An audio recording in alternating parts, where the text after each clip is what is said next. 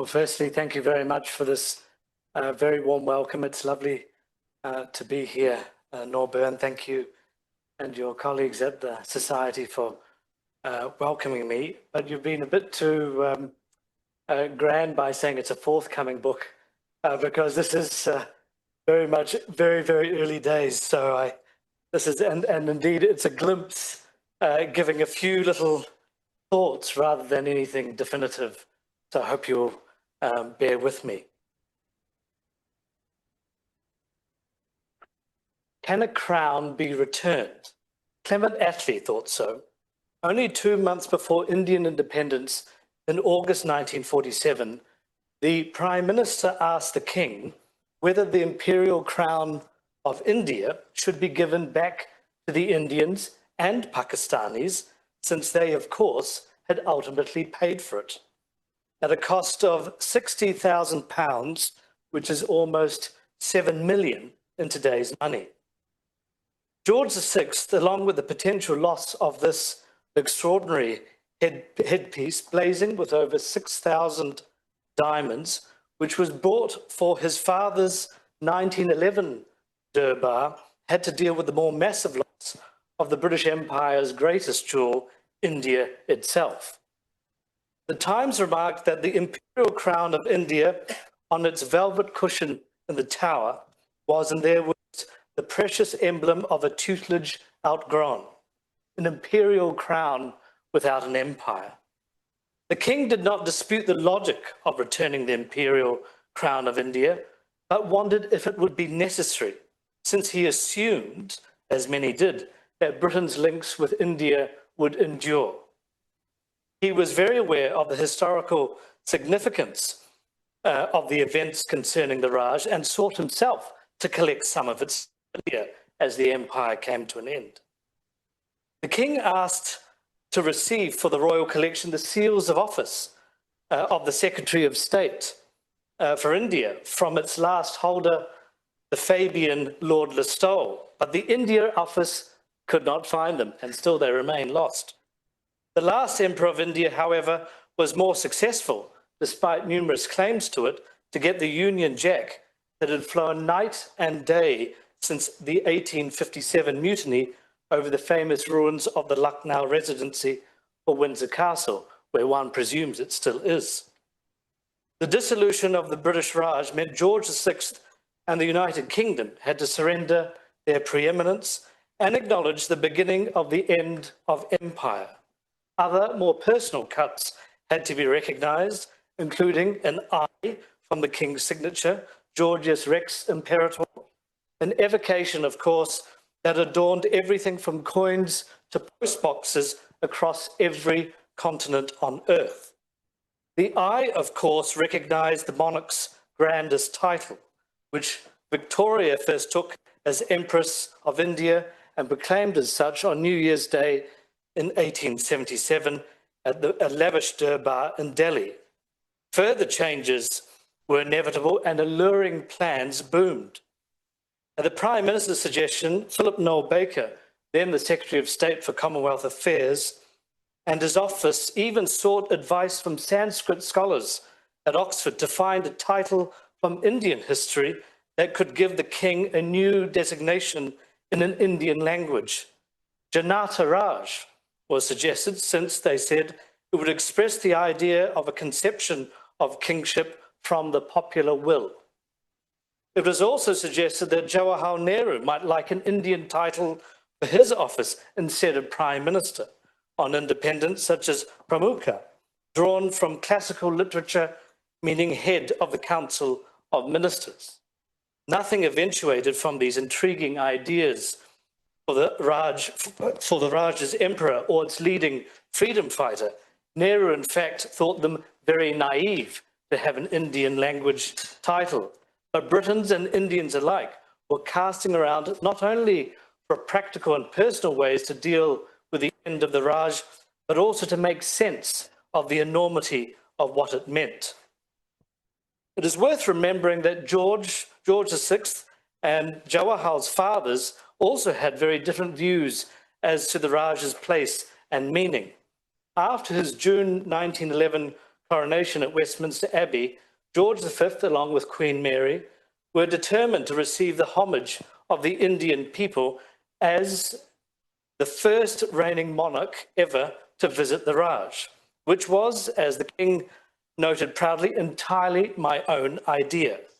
The spectacular 1911 Delhi Durbar, 6 months later in December, consciously redolent of Mughal tradition, saw over 100,000 Indians witness a ceremonial splendor of such scale and color that even the normally reticent sailing monarch, long used to royal extravaganza since a child, believed it to be, in his words, the most beautiful and wonderful sight I ever saw.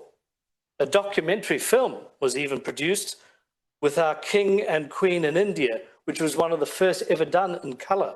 And Sir Edward Elgar even composed a masque, The Crown of India, celebrating the event on the London stage. The film and musical production were also substantial financial successes. Atop George's perspiring head for 3.5 hours sat this, encrusted with fabulous jewels signifying India as the apex of the British Empire. Though some things haven't changed, the government had first proposed to cut costs and rent a crown to save money. George V had originally wanted to dramatically crown himself Emperor of India in front of his Indian subjects, but the idea was dropped once the Archbishop of Canterbury and others objected to this grandiose gesture. Jawaharlal Nehru, then in England as a student, constantly asking for money, was tasked by his father, Motilal, who'd been invited to the ceremony in Delhi, to procure the appropriate London court outfit, even fretting over the correct stockings and sword. Motilal thought it the grandest tamasha I have ever seen. This wealthy lawyer was very contemptuous when the senior Maratha ruler, the Gaikwar of Baroda, seated close by, who had early confessed to him that they were like animals in a circus, sensationally turned his back on the King Emperor after presenting himself with a studied casualness relative to the mandated obeisance that princes and Indians were meant to perform that day. By the end, however, even Motilal admitted to his son he was fed up with royalty. Yet no one in attendance expected in 1911 that the British Raj would end in less than 4 decades, and nor did this emblematic Indo-British crown, symbol of permanence and promise, would never, ever be worn again, let alone return to India. All the same, George V did find time soon after to shoot 21 tigers, 8 rhino, and 1 bear, while Motilal and Jawaharlal would much later find themselves in His Majesty's Indian prisons for their role in challenging British dominion. 72 years later, in 1983, when George's granddaughter Elizabeth II arrived in India as Motilal's granddaughter Indira Gandhi's guest, not as its empress, many in Indian high society were disappointed to see the British Queen with so few jewels. One Delhi grande dame remarked, "Normal si dress pehenti hai," expressing disappointment that the British Rani was not draped in ermine robes and opulent gems, unlike George and Mary in 1911. The British Raj was no more. Oops. As a quick aside, if you allow me, here's a slide for my university, University of Edinburgh, which had its own connections with the Raj as well. And Gordon Johnson was here. He would tell me if I was wrong, but I believe we might be the only university in Britain where we have had 2 successive principals, as we call our vice-chancellors, who sat as governors also beforehand of the northwestern provinces in India in the 19th century. And here, to the right of the picture, you can see Lord Linlithgow, who was a famous viceroy between 1946 and 52, who was Chancellor of our university. So even in our institutions, as we know, these things run deep. Almost a century ago, on the 26th of January 1930, the Indian National Congress published a call to celebrate the day as Independence Day. The Lahore Resolution proclaimed that the British must go. The British government in India has not only deprived the Indian people of their freedom, but has based itself on the exploitation of the masses and has ruined India economically, politically, culturally, and spiritually. We believe, therefore, that India must sever the British connection and attain Purna Swaraj, or complete independence. The same year, the irrepressible F.E. Smith, Earl of Birkenhead, penned a speculative volume called The World in 2030, which sought to predict the future development of the globe. This Tory Nostradamus forecast that despite the longing eyes of rivals like Russia and nationalists, in his words, with their whispered menaces from the bazaars, British rule in India would endure, and India would remain, in his words, an integral part of the British Empire. Smith, who had been the hardline cabinet minister responsible for India between 1924 and 1928, had during his time of office tried to stymie moves towards meaningful Indian self-government and believed if it were not for the British, the Hindus and Muslims would, in his words, would leap at each other's throats with bloodshed and Muslim rule to follow.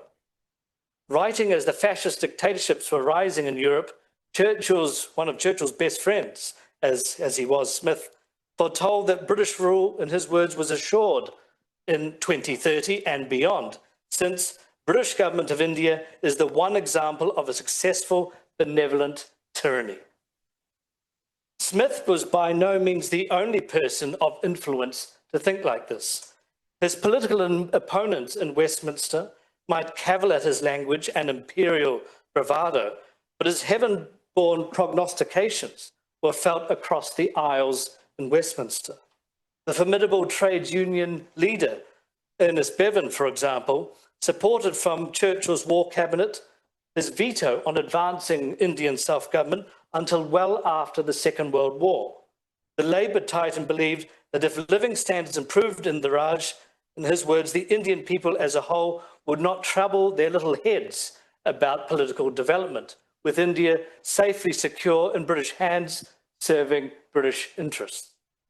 Even liberals on the India question, such as conservatives like Lord Halifax and Rab Butler, or Sir Stafford Cripps and Ramsay MacDonald from Labour, did not envisage the removal of Britain's presence from the subcontinent.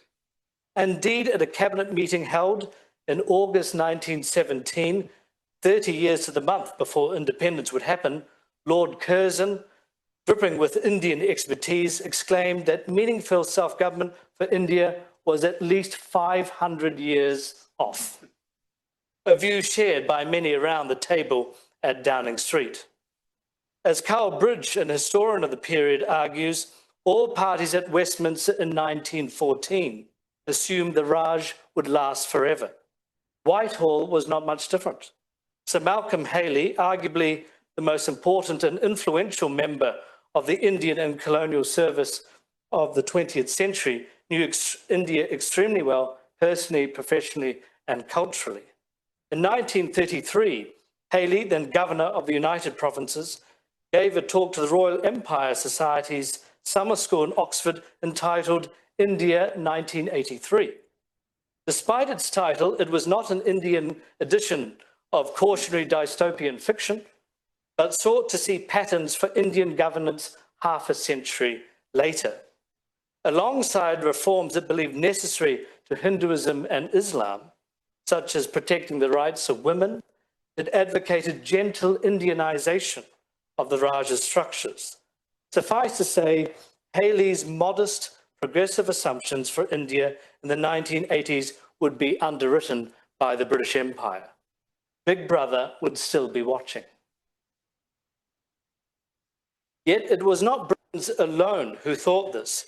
Many Indians also conceded, some with wary resignation, others with burning fury, the expectation of the Raj remaining a fixture on Indian soil for generations.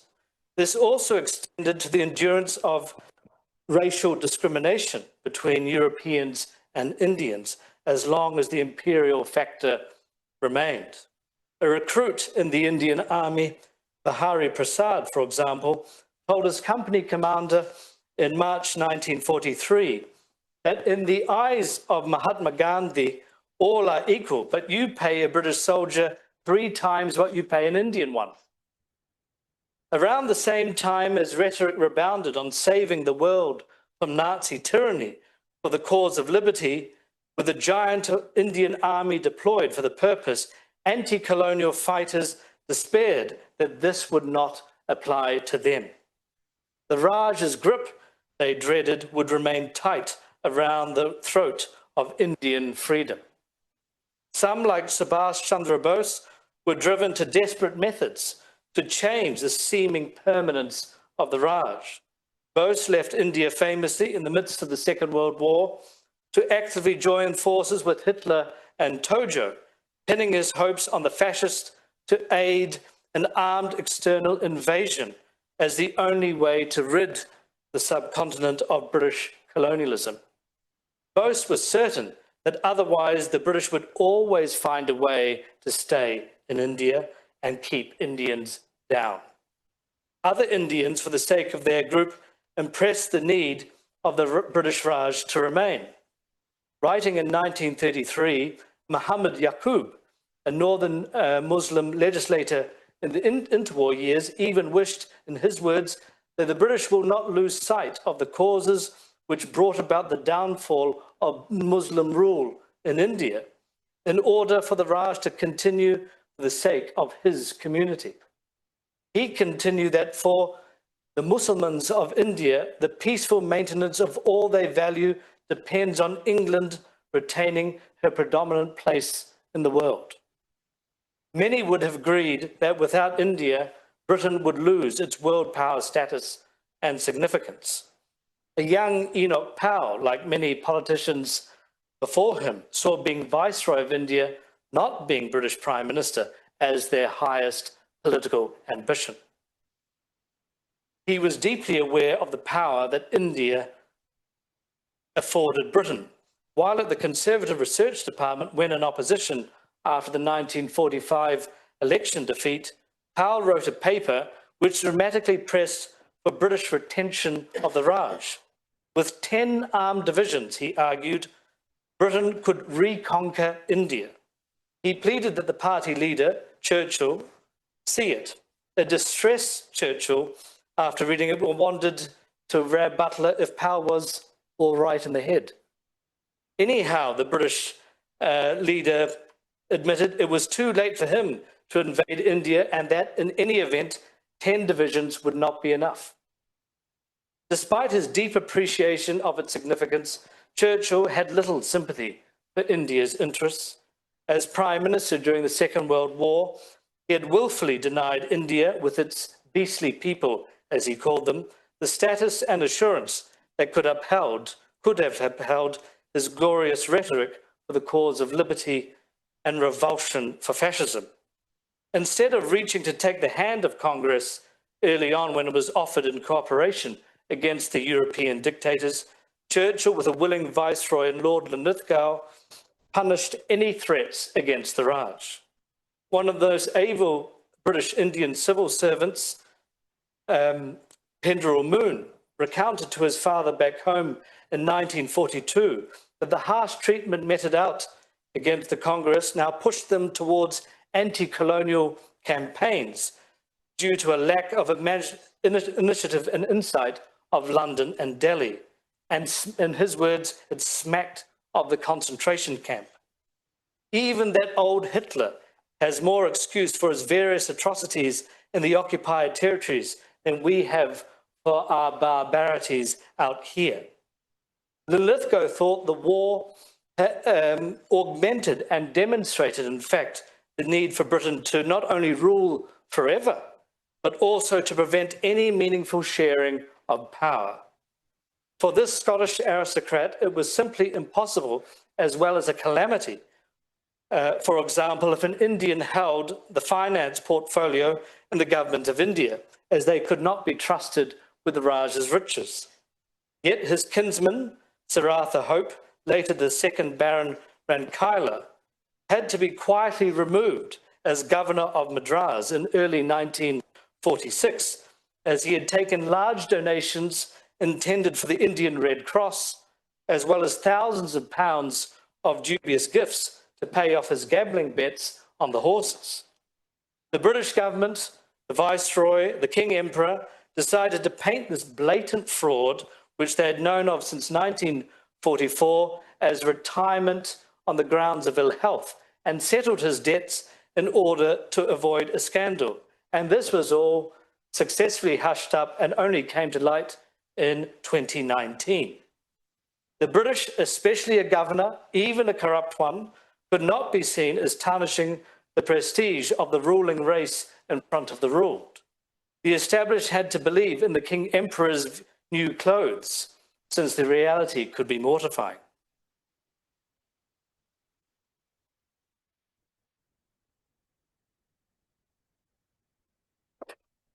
This is a picture of Annie Besant, who was someone who dared to convince the British and Indians that other ways were possible. London-born Besant was a dedicated Republican and socialist in her youth, under the influence first of the atheist Liberal MP Charles Bradlaugh, and later, more enduringly, coming under the spell of Madame Blavatsky's Theosophy mystic movement, which drew her to India in the late 19th century. India, she was captivated and stayed for 40 years till her death in 1933. India thus became her home and very much her cause. She wanted to revive India's faith in itself and found thousands of supporters who saw her as Periamma, the great mother, and debated with India's grand old men of politics, Gokhale and Tilak, on how to achieve self-government for India, though, interestingly, she did not get on at all with Gandhi. Ever mindful of her Irish heritage and Ireland's example, she put her formidable political skills into arguing for Indian Home Rule and set up the All India Home Rule League in September 1916, which counted Labour Party leaders George Lansbury and Philip Snowdon as vice presidents of the London branch. She would find another prominent platform for her view on becoming the first female president of the Indian National Congress the year after, at the age of 70. Her message was clear: India must have equality with the other self-governing dominions of the empire, like Australia and Canada, and that India, due to its size and civilization, was at the centre of the British Empire. She even composed an anthem for the cause, God Save Our Ind, which was set to the tune of, yes, God Save the King. While her musical talents fell flat, Besant raised considerable awareness and excitement across India and Britain with the cry of Home Rule for India. Though far from advocating complete severance with Britain and rejecting revolution, Besant's ideas of Indian Home Rule and her popularity were deemed radical and seditious. By putting India's interests first and exciting the masses, Scotland Yard feared that London's activities of the League would be dangerous and, in their words, encourage cranks of all kinds, pacifists, socialists, Labourites, and feminists. The majority of the Viceroy's Executive Council wanted her deported from India, and the only Indian on the council, Sasankaran Nair, thought that aside from being counterproductive, since deportation, in his view, would increase their popularity, he had, in his words, been unable to choose any definite statement made by her and say it is malicious or absolutely false. She remained in India, but her card was marked. Less than 2 years later, in June 1917, the governor of Madras, another Scot, placed her under house arrest and hoping to snuff out her Home Rule campaign, an example which misguided, as he called them, Indians might follow. Thinking that fostering Indian self-reliance, encouraging pride from the youth in India's culture and heritage, and wanting self-governing India within the British Empire was a punishable offence, tells a lot of Britain's rulers' resistance to accept India's claim for autonomy just 30 years before it was conceded.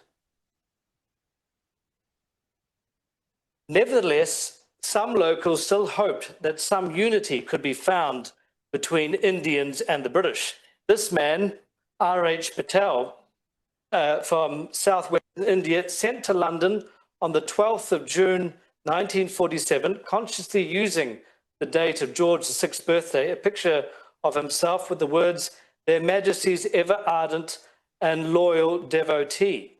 He also included a long prayer evoking, it claimed, the Shastras, the Bible, and the Quran, which begged the Almighty, in his words, not to allow the Britishers to leave our beloved country when it is undergoing difficult times, and not to allow our Indian to say, "Quit India," to the Britishers instead of loving them as their kith and kin, and to avert, in his words still, the Third War and civil wars.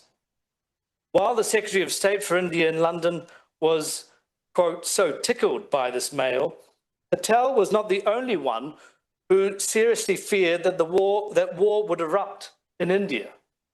Revolutionaries had long been active in India and were determined to end the rule of those in Patel's prayers. One of the most famous and iconic on the left, Bhagat Singh on your left, was a fearless young leftist anti-colonial that believed revolutionary incidents were the only way to make the deaf hear, as Bhagat Singh put it. With a comrade, he volleyed 2 low-intensity bombs into the empty backbenches of the Central Legislative Assembly in Delhi in April 1929, shouting, "Long live the revolution," official slogan of the Hindustan Socialist Republican Association. The purpose was to spread the message, not murder. No one died or was seriously harmed. They surrendered themselves immediately, in fact.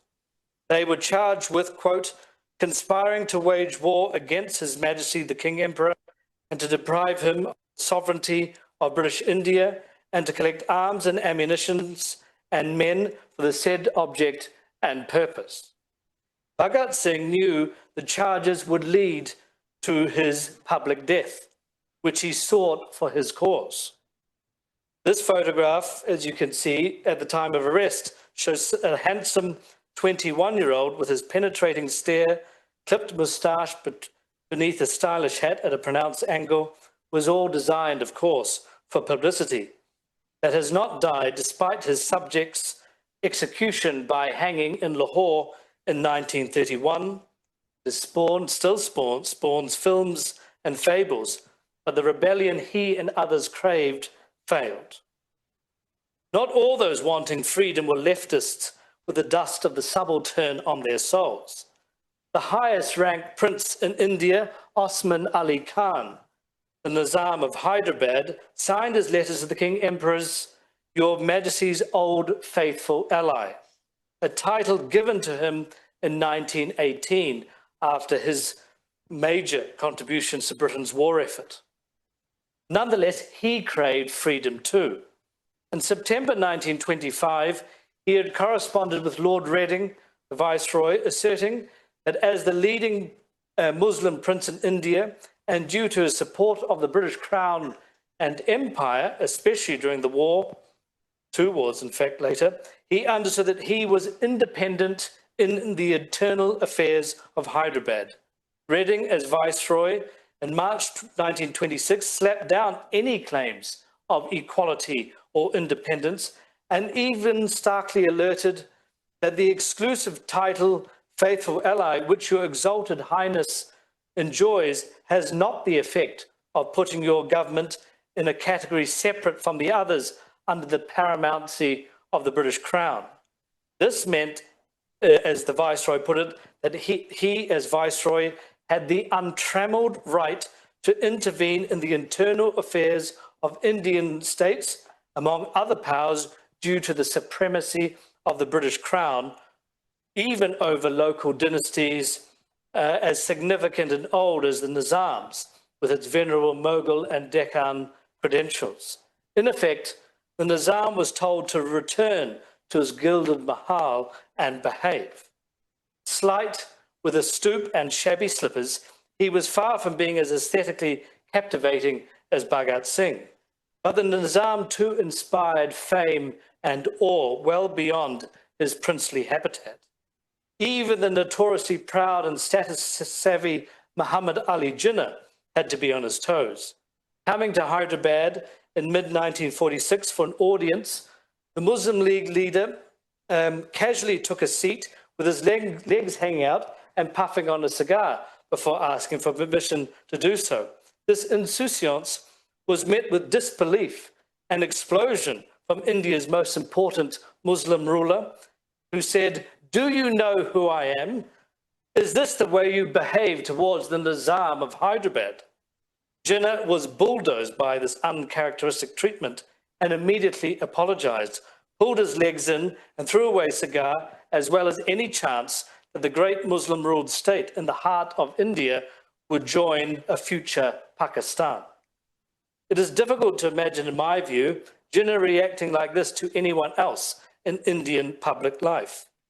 Time magazine placed Hyderabad's ruler on their cover in February 1937 for his Silver Jubilee Durbar, which was interestingly marshalled by local Girl Guides.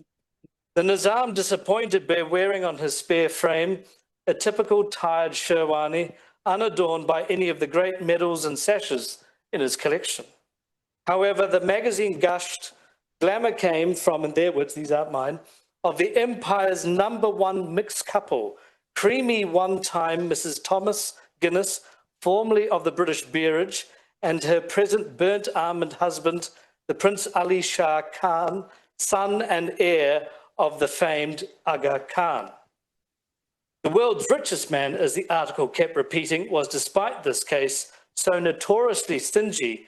According to the piece, he even refused to pay 6 cents for a dab of ice cream, thinking the price exorbitant. It acknowledged, however, his enormous generosity to the British war effort that, combined with his wealth and status, made him, in their words, not so much the inferior as the colleague of the British monarch. However, he had no love for British India or its representatives and saw the end of the Raj as an opportunity, finally, to assert independence for Hyderabad, home at that time to almost 17 million people and bigger geographically than Britain itself. Seeking to finally escape admonitory viceroys and avoid the coming of Indian political party vultures with their newfangled ideas of democracy and giving power to the people, the Nizam even pressed his case all the way to the United Nations. The Nizam had not forgotten his ambitions nor the dismissive treatment, and when the announcement of Britain's intention to leave and partition were made, he issued a firman on the 11th of June 1947, making his views crystal clear. It said, "The resultant law of the departure of the paramount power in the near future will be that I shall become entitled to resume the status of an independent sovereign." As Viceroy Mountbatten's press attaché remarked, Alan Campbell Johnson, on seeing the Nizam a few weeks prior to him saying this, "He is a prince of the old school, arrogant and narrow, but on his home ground formidable." Yet this would not be enough, and princely Hyderabad succumbed to Nehru's India's forces in September 1948.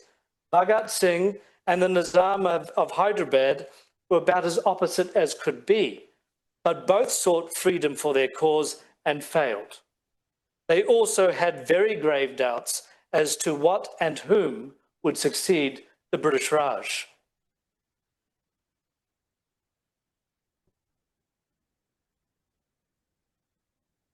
Most South Asians and Britons also expended considerable anxiety and energy on what forms, facades, and fantasies should replace the old Raj, almost as soon as it came into being. Like a game of imperial Lego, imaginative creators envisaged models where blocks of earth and souls could be assembled to make brave new worlds. Beyond the desires of earnest rebels and aspirational Rajas, others too dared to scheme for their own exclusive enclave.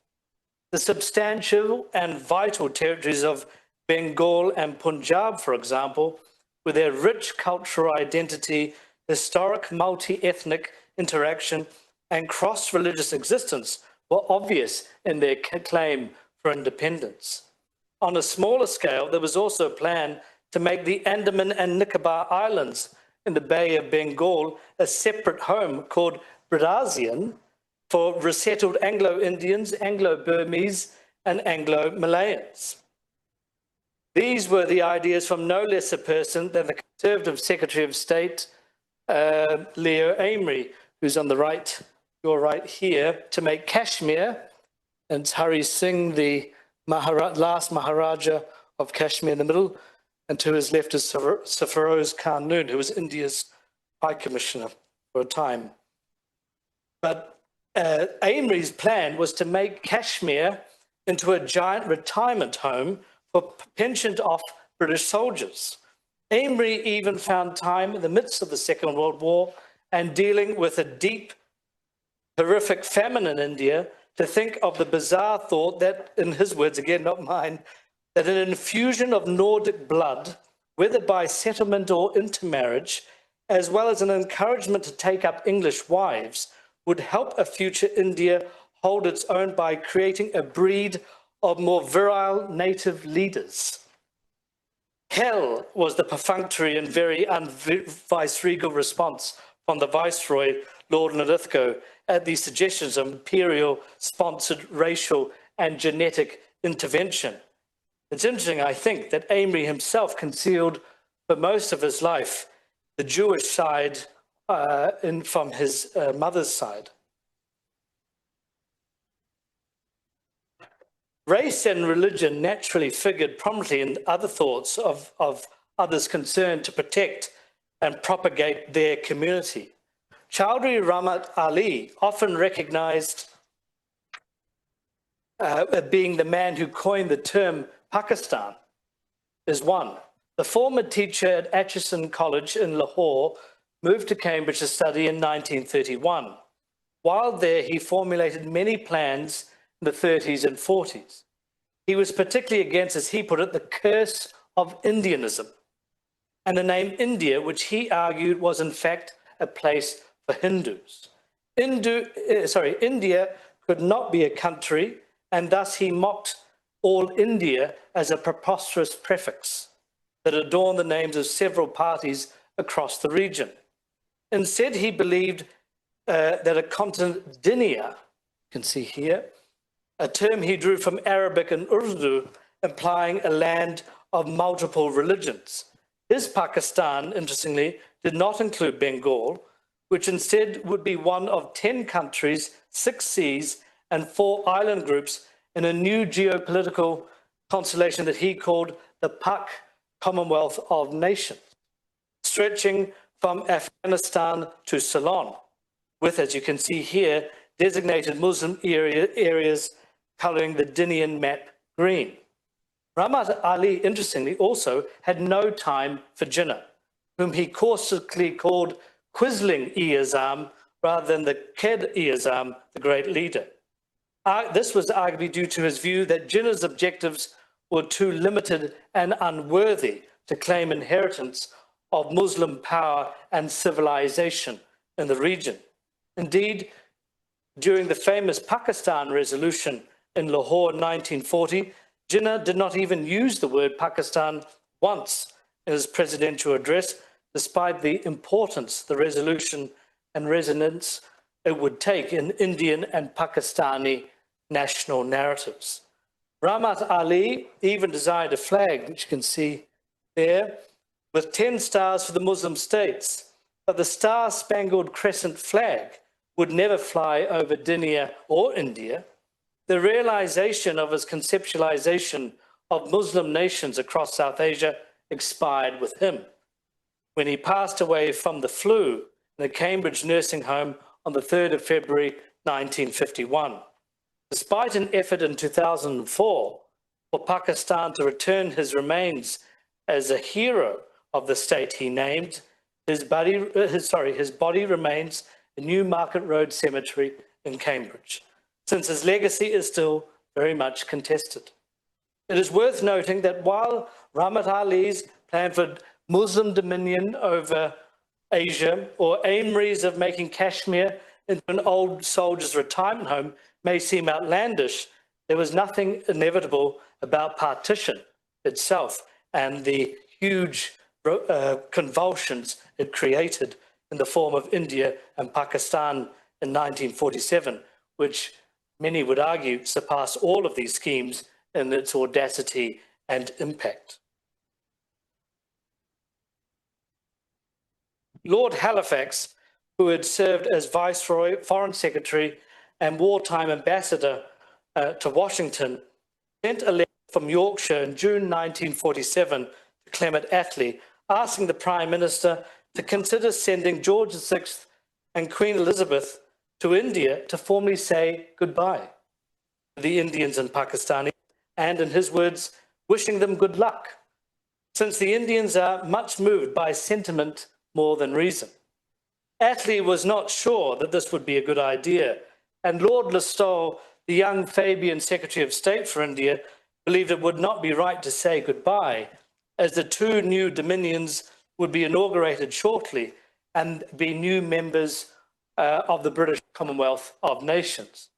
However, Listowel's key fear and reason for not supporting a royal farewell tour was because their visit might, quote, provoke many causes of political embarrassment related to the way that the Raj had been wound up.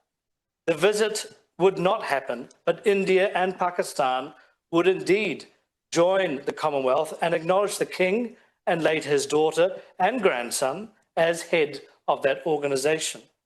August 1947 indeed did not mark the end of the crown, even the crown's place in the subcontinent, as republics in India and Pakistan were only inaugurated in 1950 and 1956, respectively. Churchill, who we can see with his fellow old boy of Harrow, Nehru here, may have shuddered at the idea of being the King's First Minister to preside over the liquidation of the British Empire.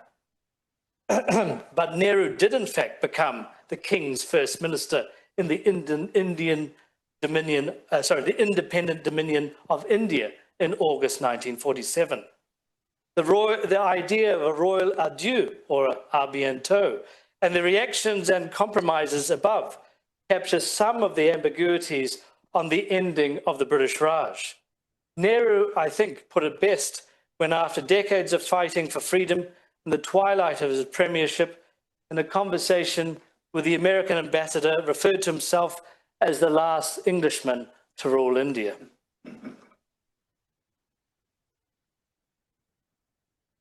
Despite being on the viceregal throne in Delhi for a mere 6 months, Lord Mountbatten, not seen here, has completely overshadowed in history and celebrity his predecessor, Archibald Wavell. Wavell held his field marshal's baton in the one hand, while on the other comfortably rested his pen. At the beginning of his viceroyalty, after being commander-in-chief in India, he was persuaded to compile for publication an anthology of his favourite poems. Borrowing his title from Montaigne's Other Men's Flowers, is a collection made by a cultured and contemplative man.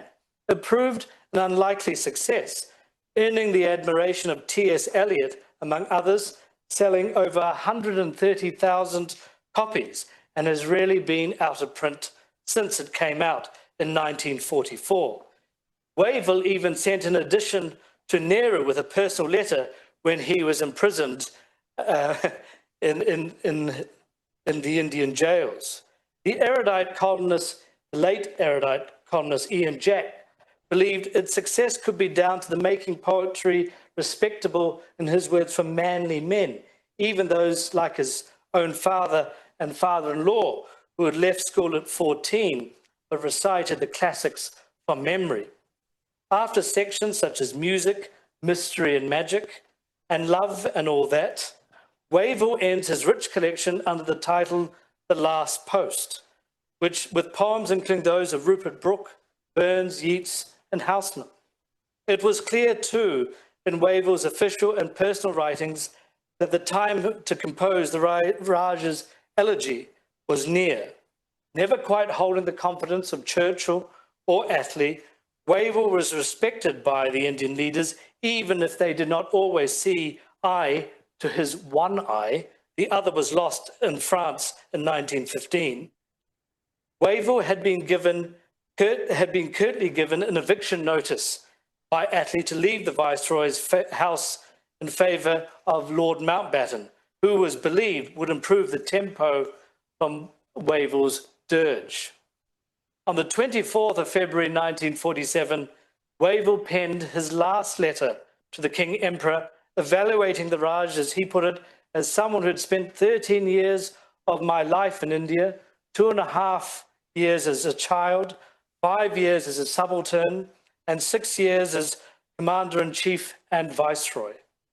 This extraordinary viceregal valedictory painted rich portraits, such as of Gandhi, as he called an inveterate enemy of the British, prone to mixing politics with prayers and chicanery with piety.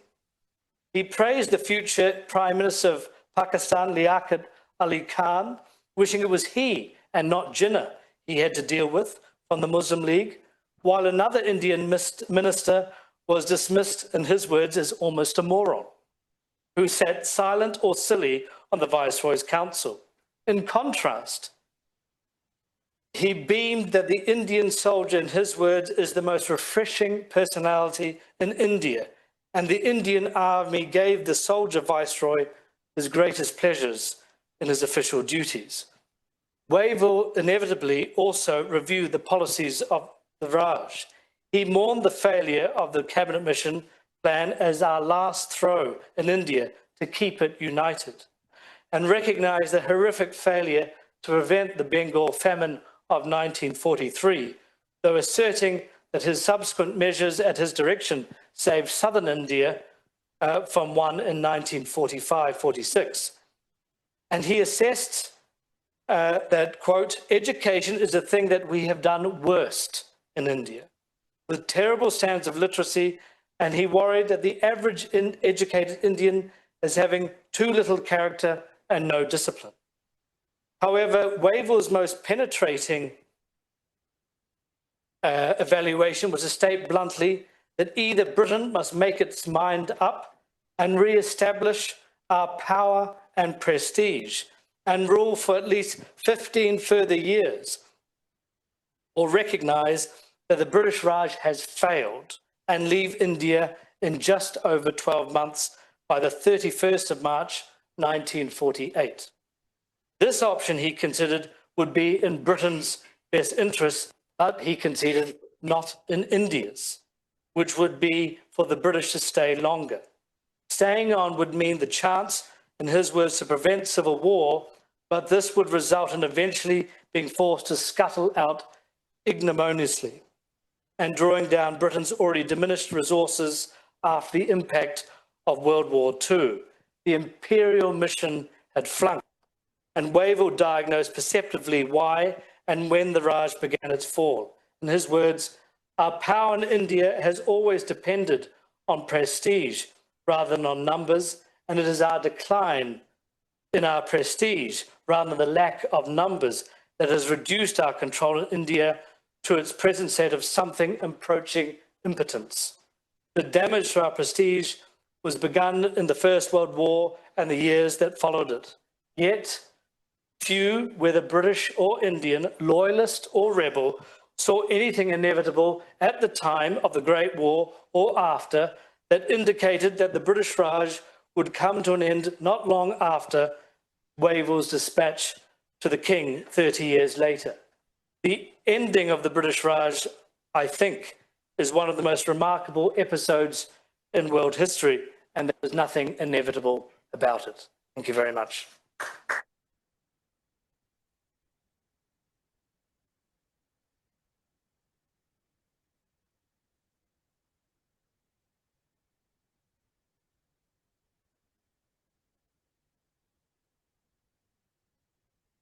Thank you, Harshan. My pleasure. Whirlwind tour of 20th century. I was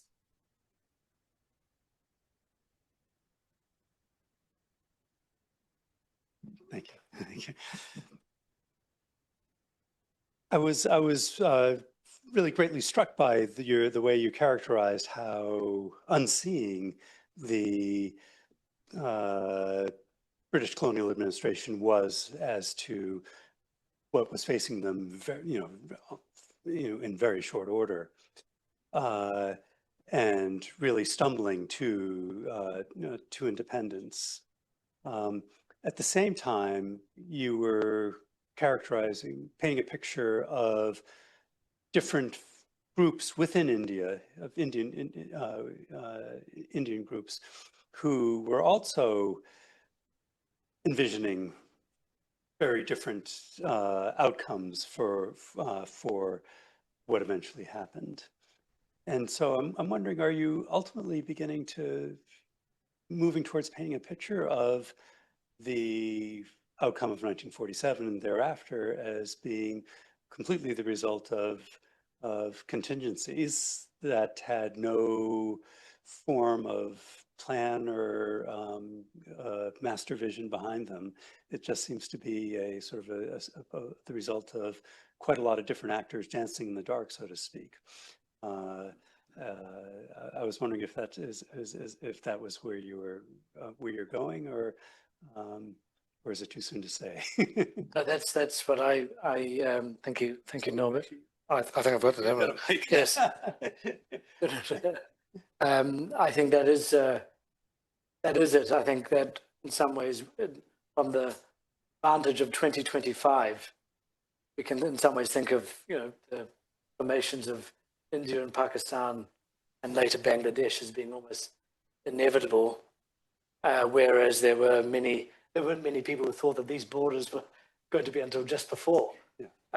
And I'm not saying they're wrong or right. I mean, that's not for me to say. But there were many other ideas, and this, as you say, to your phrase, there wasn't some great master plan, and it certainly was not. None of these plans were shared by a critical mass of people.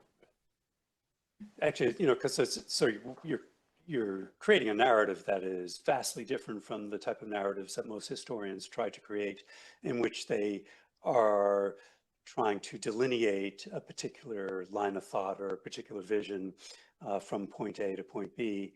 And you seem to be really trying to develop a much more open-ended, very contingent sense of history, in which inevitability is I'm going to hesitate to say non-existent, but is much less inevitable. Inevitability is much less likely than most historians tend to write about. That's a fair characterization. I think I want to avoid the temptation to do like a clock winding down, rather than, I mean, yes, the pressure's getting higher, but it's not necessarily going to lead to what we get. Yes. Yeah. And people change, of course.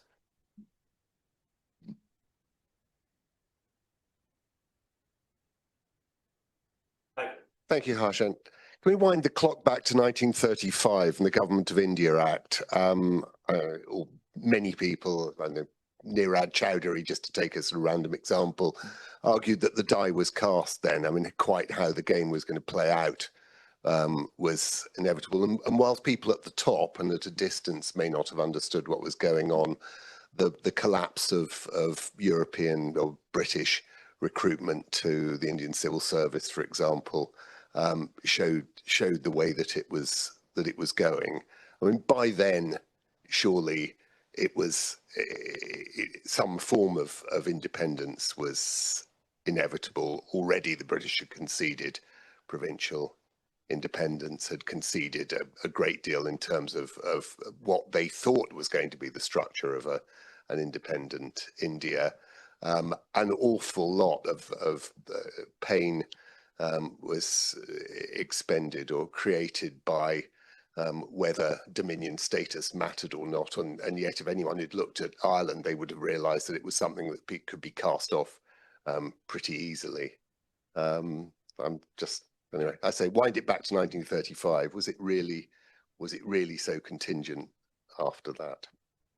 I would say still yes, actually, because yes, as you rightly say, I mean, the attempts for federation in 35 and the Government of India Act wasn't really properly realised due to especially the princes not participating.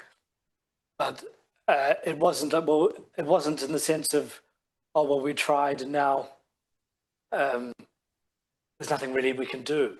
I mean, as a physical example of different thinking, as late as April 1945, there are still physical plans to expand Lutchens's Delhi, to have to expand the Raj's physical imprint, not for a successor power, but for the British themselves. And I'm not saying that in itself explains or counters what you're saying, but there are other people who do have other ideas, and there's also which I think these types of groups are sometimes lost. There are those who are saying, yes, well, Congress, of course, is gaining ascendancy, as are the Muslim League, but there are many other minority groups, and of course the minorities in the Raj's sense are massive in themselves, and they don't want to sign up, if you like, to the narrative of, say, Gandhis or Jinnahs. So it's, yes, the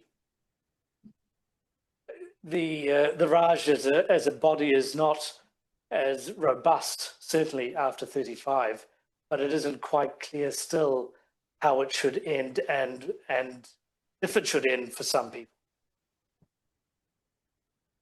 Hi, you mentioned Enoch Powell briefly and his famous paper, super young, super bright, youngest brigadier in the army, ex-university and so on. And he sets forth in his paper, I think, to describe political science, social science. He tries to evidence his opinions and so on. Was this unique, or were there other people, particularly in the universities, who attempted the same sort of process, and did they draw similar conclusions? Do you mean in terms of... Was there a flurry of political papers, papers in political science that tend to explain whether you could or could not make India independent? Oh, yes. Well, universities, and I'm a good example, very good at producing pointless papers. And there's a huge amount of literature from the great and not so great of different levels of various universities, including in India itself, about how India could be reformed or changed. But interestingly, it's all about, the word is more autonomy, really, or sharing. And again, thinking of why I also ended with this map is because I think this map's from about, I think, 1922, if I remember correctly. You just see, I mean, India's, as we all know, vast. And so the idea of it, you know, all going in one direction was not necessarily what everyone thought. So, you know, could this be then, going back to your question about the Federation in 35, could certain areas go at a different speed? So that was, for example, or others slower, and thinking of different areas. So these, I mean, there's, for example, there was as late as February 47, if my memory serves, Attlee writes to the Dominion Prime Ministers, pointing out the very real possibility of Bengal becoming an independent Dominion in its own right. And that isn't a princely state. So it's not that this is some, you know, existing kingdom. So these things, so these weren't just fantasies. These were things that were just, obviously some were more improbable than the others, but many different ideas were circulating. Yes, thank you very much. That was so interesting. I just wanted to kind of return maybe to the previous point that you picked up in response to the last question. And it's a little bit anecdotal, but I remember when I was an MA student at SOAS, and I had the privilege of being taught by Professor Kenneth Ball Hatchett, who, you know, certainly shaped what I thought my future was going to be academically. But I remember him telling us that, and this was his kind of word of caution, that idea about inevitability. Yeah. At some point, yes, but when? And that point you made about moving at different speeds. But I remember him saying to us that he had gone out after the end of the Second World War to India as a young, newly kind of, in a sense, created, formed civil servant, British civil servant. And he expected to spend the whole of his career out there. He didn't go expecting that within 2 years it would be over. In fact, he said that at that time, probably, I mean, you've talked about 2030 or, you know, these 1983 and these, his sort of sense was that by about 1971, 72, that might be the time when things would come to an end. So I think it's just really important to think about inevitability. At some point, yes, independence. Pakistan, well, big question mark. I mean, even less chance of that being. Do you see where I'm going? So I just wanted to reinforce the point that you were making. Don't really have anything. I'm not really asking you anything, just commenting. So. Well, it's very helpful because it's a sentiment I'm trying to argue as well, because, and you see this, it's a common theme in the papers. You see these different, and it's not about, it's not just by, I don't know, the stereotyped reactionary or something saying, oh yes, we must stay on for longer. It's also the liberals, the academics as well. They're not, it's not just singing from the same tune. I have a question. So as a historian of decolonization, I just thought this was so exciting. Really loved it. And I take the big argument about challenging inevitability is really important, but it also sort of does the work of recovering the negotiation at these moments of kind of Indian people working out how to maximize their political power at a point of uncertainty. And particularly your story of the kind of the Muslim prince and his kind of ambiguity there, not knowing which future will unfold. I wondered if this is partly also a story of collaborators, is not really the right term necessarily, but of the kind of the political system within India relying on the Raj and sort of unearthing and recovering that history as well. That you kind of open up without the inevitability, other histories being important and recovering them. Does that make sense? Absolutely, yeah. Yes, thank you. Collaborator is the wrong word, but yeah. Thank you very much, Camilla. That's what I mean. That's why I know it was a bit of a whirlwind, but I tried to bring out these different groups because I think we're often used to say, like, sometimes at its most basic, Indians think this or the British think that, which is just, you know, implausible.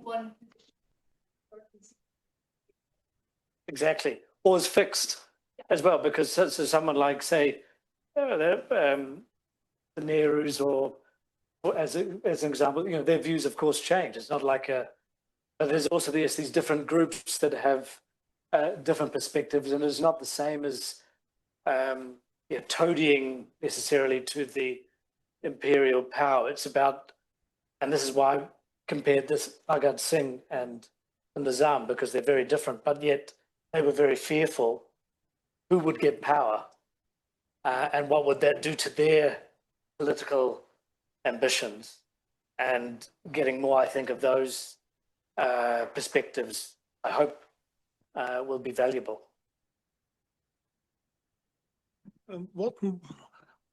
How important was the fact that Britain was bankrupt in 1945 and America wished to break the great colonial trading blocs, French and English? How much was that a factor that forced independence? Well, in some ways, because of that bankruptcy, because India famously, Britain owed India money at the end of the war, because they used India's sterling balances, which was colossal, to pay for many parts of the of carrying out the Second World War.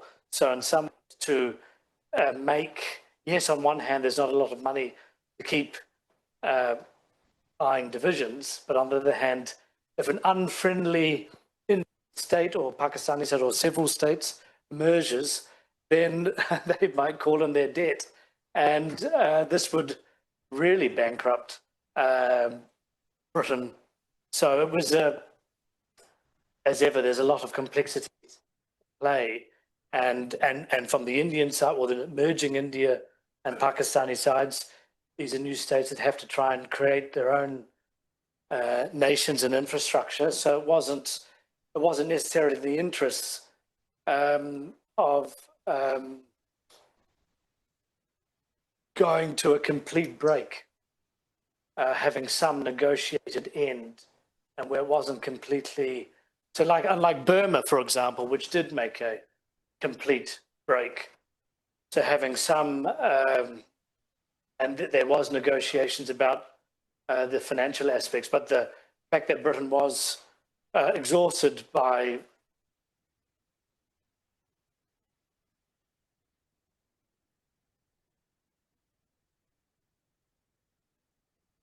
I don't think it was as prominent then in 45 to 47 as 56. No.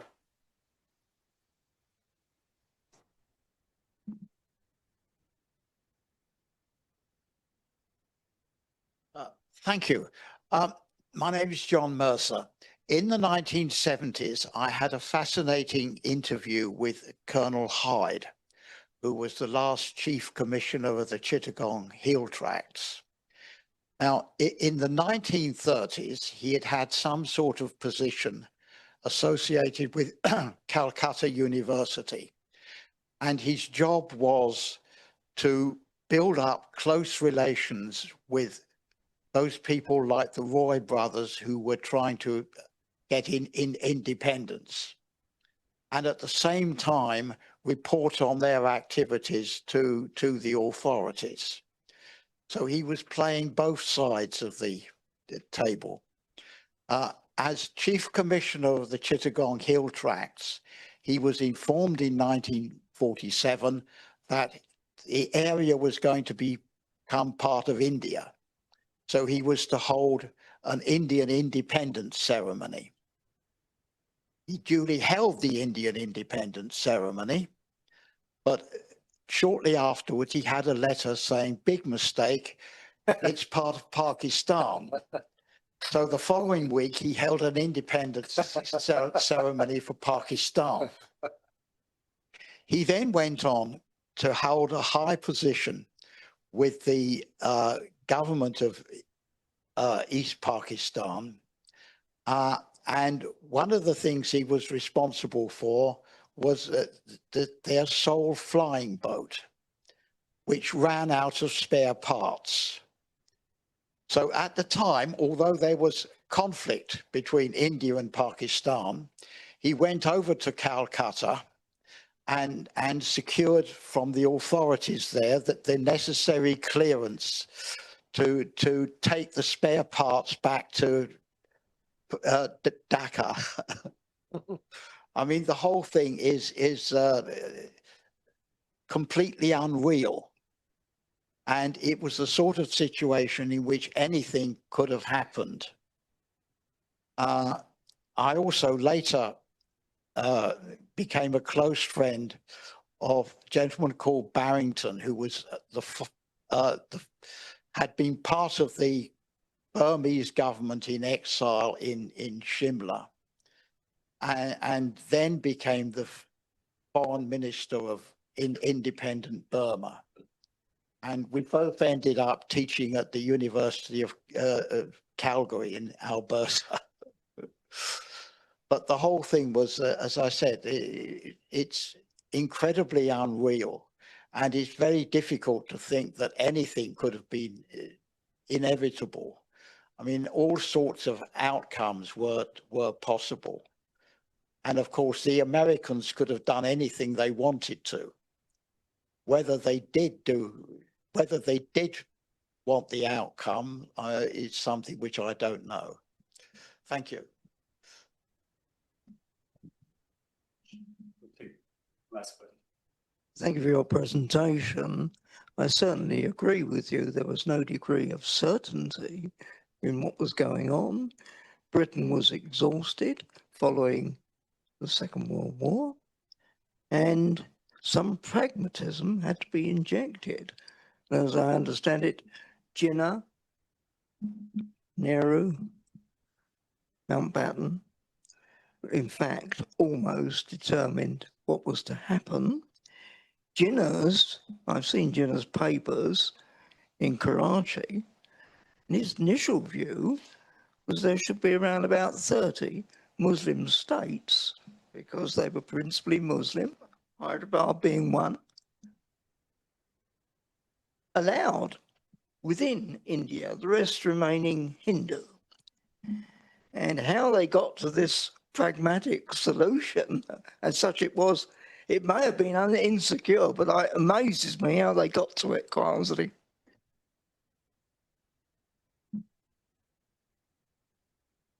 Should we just leave it at these very- comments? And, Very happy, thank you. Thank you very much. Well, thank you very much for your engagement and your questions. And I think we can now retire and have a glass of wine. So thank you very much.